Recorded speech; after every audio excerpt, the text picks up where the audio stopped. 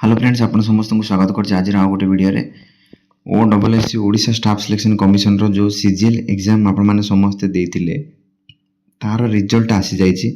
देखंतु ओडिशा गवर्नमेंट एबे पूरा एक्टिवनेस रे रिक्रूटमेंट को फास्ट प्रोसेस करूछि। देखंतु 1 मंथ भितरे विथिन 1 मंथ गोटे मास भितरे ए सीजीएल रो एग्जाम रिजल्ट आपण मानको आउट कर देछि। पुनी आपण मानको एबे मेन्स पे समय ना आपण माने बहुत कम समय अच्छे जो माने क्वालिफाई करछन से माने को कांग्रेचुलेशंस। जो माने क्वालिफाई करना अल्प टिके मार्क रे कटि जायछन से माने भी आपण माने किछि कम भाबंतु कारण आपण माने सिलेक्शन कैंडिडेट बोली भाबंतु काहेकि नेक्स्ट चांस आपण मानको बहुत किछि आपण मानको सुयोग दबो हेथे पारे आपण मानको आ पारे बेटर कोन हे पारे। ओके एबे आपण मानको पाखरे OSSC आरआई एआरआई आईसीडीएस रो से वैकेंसी अच्छी तापर पुणी आपण मानकू ओपीएससी रो वैकेंसी अच्छी।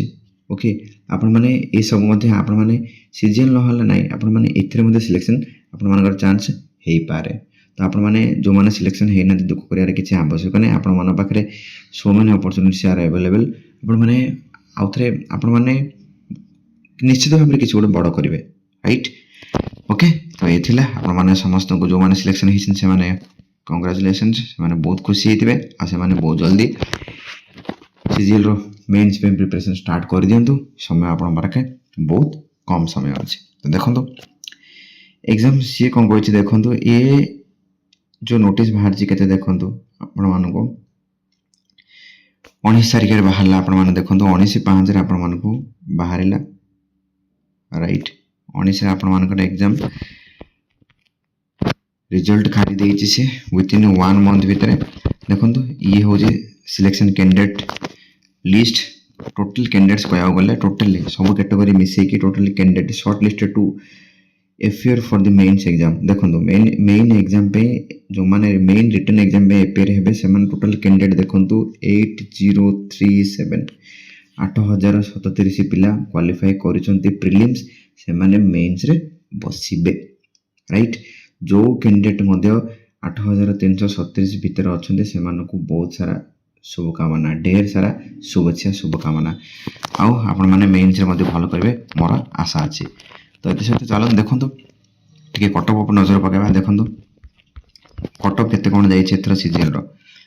देखंतु ओडिशा सीजीएल रो आपण माने समस्त प्रीवियस ईयर कटअप आपण माने देखिथिबे सेही रेंज रे ही कटअप जाउछि राइट। से रेंज रे ही कटअप जाउछि 2023-24 रे आपण माने देखंतु 96 समथिंग केते थिला 2000 आपण माने 24 रु 25 देखंतु 105 इन समथिंग थिला एबे वर्तमान 106 जाइछि 2026 रे 2026 रे आपण माने देखंतु 106 जाइछि राइट।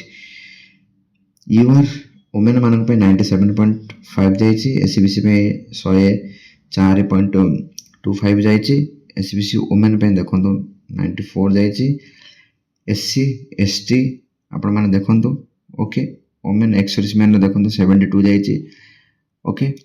स्पोर्ट्स कैटेगरी देखंतु ओनली 24 जाइछि ओके। स्पोर्ट्स कैटेगरी वुमेन्स रे मानकर 22.5 कटअप जाइछि। ए देखंतु ये हो जो हॉरिजॉन्टल रिजर्वेशन जोटा कि PWD candidate person with disability category 1 आपण माने देखंतु 54.5 जाइछि वुमेन रो 54.5 जाइछि दियन जाका सेम जाइछि राइट। कैटेगरी 2 रे देखंतु 21 जाइछि वुमेन रो 52 जाइछि कैटेगरी 3 रे 85.5 जाइछि वुमेन रो 52 जाइछि राइट। कैटेगरी 4 रे देखन टोटल 11 मार्क जाइछि आ वुमेन रो 62 जाइछि। देखंतु ये थिला आपण मानकर कटअप। तो आपण माने कटअप एबे जो माने प्रीलिम पास करछते से माने तो बहुत सारा खुशी से माने मेंस पे प्रिपरेशन करंतु आ आपण माने केबे प्रिपरेशन करबे तारो मेंस मध्ये स्ट्रेटजी म आपण मानको बहुत कम समय भीतर आपण मानको दबाको जाउची। तो देखंतु भलसे प्रिपरेशन करंतु। तो ये थिला आपण मानको छोटो इन्फॉर्मेशन छोटो वीडियोटी जो माने सिलेक्शन हेइछन से मानको कांग्रेचुलेशंस जो माने सिलेक्शन हेइ नांती अल्प के बति जाइछन से माने पे बड़ सुजोग आगु अछि से माने बहुत सारा प्रिपरेशन करंतु और भलसे प्रिपरेशन करिके 8 रु भल जॉब सिलेक्शन होंतु राइट।